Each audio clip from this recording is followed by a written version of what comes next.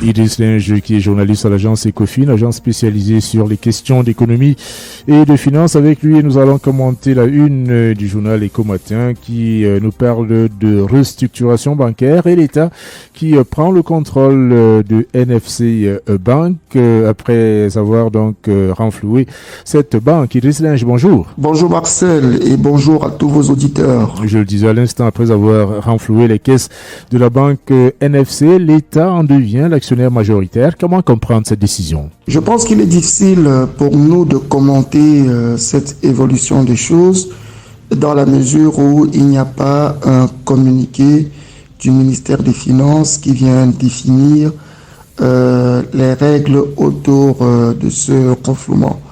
Encore moins la Banque centrale ou la Commission bancaire d'Afrique centrale. Mais généralement, on ne modifie pas la géographie du capital d'une banque juste parce qu'on y a apporté du cash. L'État avait plusieurs façons de régler ce problème. Alors, est-ce que la banque a été mise sous administration? Ça, c'est la COBAC qui aurait dû déterminer les conditions de l'opération. Peut-être que ça a été fait, mais la façon dont des informations parviennent au public sont un peu cavaleresques et ce n'est pas forcément de bon augure pour la transparence dans la gestion des finances publiques. Peut-être aussi, comme je ne suis pas au Cameroun, j'ai pas forcément pu accéder au contact qui me donnerait les détails, mais tel que c'est présenté dans le journal Éco Matin, ça donne l'impression que l'État a injecté les fonds et a dit au PCA oust. Mais techniquement, ça se passe pas comme ça. Je crois qu'il faut un plan de redressement. Il faudrait savoir ce qu'en pense la Commission bancaire d'Afrique centrale. Ce n'est pas une affaire où le ministère des Finances décide et puis c'est réglé. Et dans le même temps, on a pris les parts de monsieur le PCA, mais qu'advient-il du part des autres actionnaires? Qui sont-ils? Qu'en pensent-ils? Est-ce qu'il y a une assemblée générale extraordinaire? Je pense que toutes ces choses méritent quand même une certaine clarification. Et au-delà du scoop, on devrait plutôt regarder en profondeur la façon dont l'État intervient dans le système financier. Et c'est une banque, la NFC, à forte identité anglophone dans le contexte de crise que vivent les deux régions du sud-ouest et du nord-ouest notamment. Peut-on parler d'une décision plus politique économique? Bon, je pense que la décision pour un État, quel qu'il en soit, d'intervenir dans une banque est toujours une décision politique. D'ailleurs, les agences de notation surveillent toujours la capacité d'un État à intervenir pour renflouer les fonds propres d'une banque dans le cas où celle-ci aurait des problèmes. Maintenant, c'est une banque à forte identité anglophone. Je sais vraiment pas ce que ça veut dire, mais ce qui est sûr, c'est que cette banque, comme toute activité au Cameroun, a trouvé le moyen de se développer un réseau solide dans la partie du Cameroun où on parle anglais. Parce qu'évidemment, au guichet de cette banque, vous trouverez des gens qui parlent cette langue-là. Et c'est plus facile, effectivement, pour les clients anglophones d'y aller que de se retrouver dans des guichets de banques à forte consonance francophone où on ne comprendra pas forcément quels sont les besoins qu'ils expriment. Donc, il y a un peu de ça.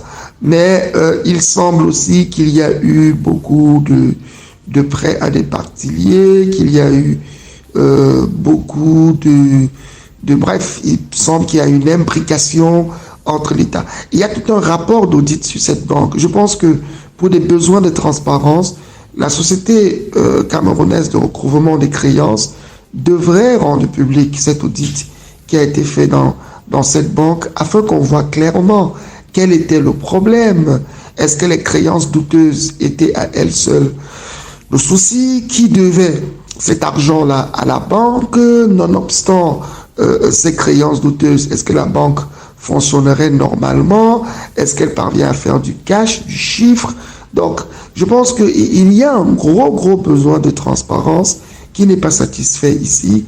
Et on peut tout y mettre. On peut dire que l'État a voulu sauver une banque qui appartient aux anglophones. Dans le contexte pareil, ça lui fera bonne figure, mais c'est absolument pas intelligent du tout. Parce qu'il y a des banques qui ont une grosse consonance d'autres régions, d'autres tribus. En ce moment-là, si l'État n'intervient pas, on dira, ben voilà, l'État n'est pas intervenu parce que c'est tel et parce que c'est pas tel. Donc, je ne pense pas que ce soit pertinent. Une banque aussi qui a une grosse consonance anglophone, c'est UBA. Mais est-ce que l'État interviendrait si UBA a des problèmes? J'en sais rien. Je ne pense pas qu'il faut voir les choses comme ça. Et si ça a été présenté comme ça, je suis un peu peut-être fort, mais c'est pas très intelligent de la part de ceux qui sont à la manœuvre. Il faut clairement expliquer pourquoi on a aidé cette banque et en quoi est-ce que utiliser l'argent du trésor public, l'argent des impôts que vous et moi nous payons, est nécessaire pour sauver cette banque. Qu'est-ce que nous gagnons sur le plan macroéconomique? Je crois que c'est important qu'on puisse avoir plus de visibilité que des explications simples du style c'est une banque anglophone et il fallait prendre une décision politique. Et c'est en tout cas une bonne nouvelle pour les dirigeants de cette banque et surtout les clients qui comptent parmi une banque qui compte parmi sa clientèle notamment de nombreux hommes et femmes en tenue. Alors je n'avais pas la géographie des déposants, des clients de la banque, mais maintenant effectivement si c'est une banque qui compte parmi ses clients plusieurs personnes en tenue. Je suppose que vous parlez des militaires et peut-être pas des magistrats et des policiers parce que eux aussi ont des tenues. Mais bon, si vous parlez des militaires, ouais, dans ce cas, c'est assez intéressant de structurer et de sauver une banque qui paye des militaires. Mais l'État aurait aussi bien pu laisser la banque tomber, parce que c'est quand même un problème. Hein. Vous savez, les gens, ils ont fait des conneries dans la gestion, ils ont pris des décisions qui n'étaient pas très bonnes. In fine, il y a des problèmes dans la banque et on doit utiliser l'argent public. Mais je vous dis pas le nombre de personnes qui ont besoin qu'on utilise l'argent public sur eux à cause de leurs erreurs. C'est le cas de ces dizaines de milliers de personnes qui accouchent plein de gosses et qui savent pas comment les envoyer à l'école, comment les vêtir, comment les soigner. Si l'État veut vraiment sauver des structures défaillantes, bah, l'État peut très bien mettre de l'argent sur ces personnes-là. Qui sait, peut-être qu'un de leurs enfants sera l'inventeur du produit qui fera du Cameroun le futur Eldorado pour le monde, j'en sais rien. Donc je crois que je suis un peu gêné avec ça. Mais maintenant, même si c'était pour sauver le salaire des militaires, ça aurait été, à mon avis, beaucoup plus simple de réorienter ces salaires-là vers d'autres institutions bancaires. Comme par exemple, je sais pas moi, toutes les autres banques qui existent au Cameroun, on aurait très bien pu faire avec. Donc du coup, bon, enfin, je ne sais pas, mais bon, vous savez... si vous allez poser des questions dessus, on vous dira que c'est des secrets d'État. C'est absolument ridicule parce que je ne vois pas quel secret on peut faire avec des ressources qui sont de l'argent du public. Hein. Je pense que l'argent du public doit faire l'objet d'informations complètes. D'ailleurs, il faudrait que les parlementaires s'intéressent au sujet, posent des questions au ministre des Finances afin qu'il apporte des réponses concrètes. Je crois qu'ils ne le feront pas parce qu'ils y tremblent tellement devant les ministres, ces gens. Mais bon, c'est comme ça. Idriss Lin, journaliste à l'agence Ecofin, agence spécialisée sur les questions d'économie et de finances. Merci, bonne journée. Au revoir Marcel et bonne journée à tous vos auditeurs.